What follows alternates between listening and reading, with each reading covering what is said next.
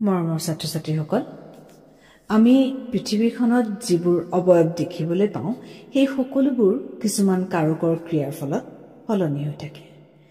অৰ্থাৎ কিছুমান কাৰকৰ বাবে ভূপৃষ্ঠৰ পৰিৱৰ্তন হয়। ভূপৃষ্ঠৰ পৰিৱৰ্তনকাৰী এই কাৰকবোৰ দুই ধৰণৰ, কিছুমান বাহ্যিক কাৰক আৰু কিছুমান আভ্যন্তৰীণ কাৰক।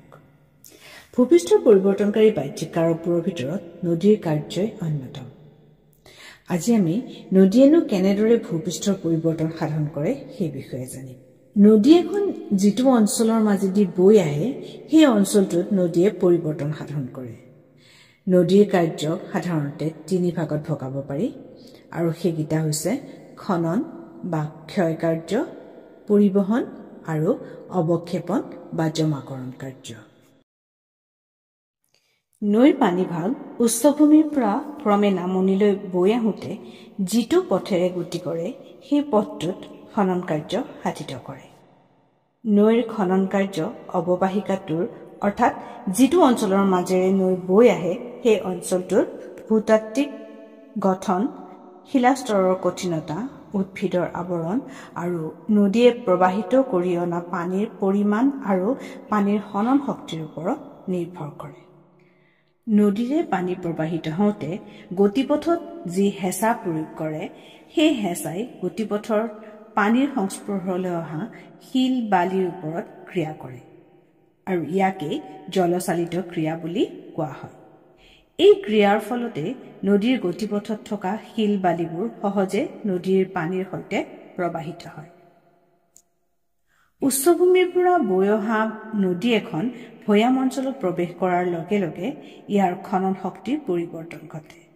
অৰ্থাৎ উচ্চভূমিৰ থিয় ঢালেদি বৈ অহা নদীৰ গতিবেগ তীব্ৰ হয় আৰু ইয়াৰ গতিপথ ঠেক হয়। কিন্তু ভৈয়াম অঞ্চলত নদীৰ ঢাল কমি আহে বাবে নৈৰ গতিবেগ হ্ৰাস পায়। ফলত উচ্চভূমিৰ পৰা কঢ়িয়াই অনা গেটবোৰ ভৈয়ামত জমা হৈ নদীৰ গভীৰতা হ্ৰাস পায়। গভীৰতা হ্ৰাস হোৱাৰ বাবেই নদীৰে পানীভাগ বোৱাই নিয়াৰ খাতিৰতে পাৰবোৰ খহাবলৈ ধৰে। নদীৰ এনে কাৰ্য পাৰ্শ্বখনন বা পাৰ খনন বুলি কোৱা হয়।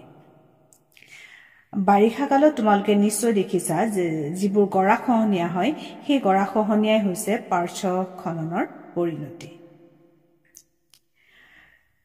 সমতল অঞ্চলৰ মৃদু ঢালেদি যেতিয়া নৈ এখন বৈ যায় তেতিয়া নৈখনৰ গতিপথ স্বাভাৱিকতে একা বেকা হৈ পৰে। একা বেকা পথেৰে গতি কৰোঁতে কেতিয়াবা নদীৰ গতিপথ অতি ভাঁজযুক্ত হৈ পৰে। বাৰিষা কালত যেতিয়া নদীখনে অধিক পানী কঢ়িয়াই আনে তেতিয়া এই অতি ভাঁজযুক্ত পথেদি নদী বৈ যাব নোৱাৰা হয় আৰু গতিপথ সলনি কৰি নদীখন পোন বাটেৰে গতি কৰে। এনেদৰে এৰি যোৱা অংশ ঘোঁৰাৰ খুৰাৰ আকৃতিৰ হয় আৰু তাত পানী জমা হৈ হ্ৰদৰ সৃষ্টি হয়। এনে হ্ৰদক অশ্বক্ষুৰাকৃতিৰ হ্ৰদ বুলি কোৱা হয়। পৰিবহন খনন কাৰ্যৰ জৰিয়তে নদীয়ে যিবোৰ গেট সৃষ্টি কৰে সেই গেটবোৰ নদীয়েদি বৈ আহে আৰু গতিপথত সুবিধা অনুযায়ী জমা কৰে। নদীয়ে 3 ধৰণে গেট কঢ়িয়ায়। আমি দেখিবলৈ পাওঁ যে কিছুমান দ্ৰব্য নদী উপঙি আহে, আনহাতে কিছুমান পদাৰ্থ পানীত দ্ৰৱীভূত হৈ থকা অৱস্থাত কঢ়িয়াই আনে।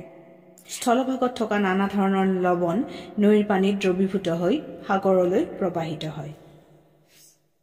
আনহাতে কিছুমান পদাৰ্থ বা ডাঙৰ ডাঙৰ শিল আদি নদীৰ বুকুৱেদি বাগৰি বাগৰি গৈ থাকে।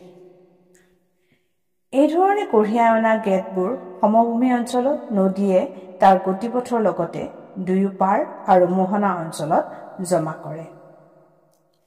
নদীৰ দুয়ো পাৰে গেট জমা হৈ হৈ প্লাৱনভূমিৰ সৃষ্টি হয়। নদীৰ বুকুত গেট, বালি, বোকা জমা হৈ অস্থায়ীভাৱে কিছুমান বালিচৰৰ সৃষ্টি হয়। যিবোৰ গধুৰ পদাৰ্থ নৈয়ে কঢ়িয়াই লৈ আনে সমতল অঞ্চলত সেইবোৰ নদীয়ে আৰু আগলৈ কঢ়িয়াই নিবলৈ অক্ষম হৈ যায়। গতিকে সেইবোৰ গতিপথত জমা হ'বলৈ ধৰে আৰু এনেদৰে ডাঙৰ ডাঙৰ শিল জমা হৈ বা আন পদাৰ্থ জমা হৈ মথাউৰিৰ সৃষ্টি হয়, যিবোৰক আমি প্ৰাকৃতিক বান্ধ বুলিও ক'ব পাৰোঁ। যিবোৰ পদাৰ্থ নৈখনে মোহনালৈকে কঢ়িয়াই নিয়ে সেইবোৰ মোহনাত জমা হৈ দ্বীপৰ সৃষ্টি হয় আৰু এনে দ্বীপবোৰ দেখাত ব আকৃতিটোৰ দৰে হয়। সেইবাবে ইয়াক ব-দ্বীপ বুলি কোৱা হয়। এইদৰে নদীয়ে বিভিন্ন অৱয়ৱৰ সৃষ্টি কৰি ভূপৃষ্ঠৰ পৰিৱৰ্তন সাধন কৰে।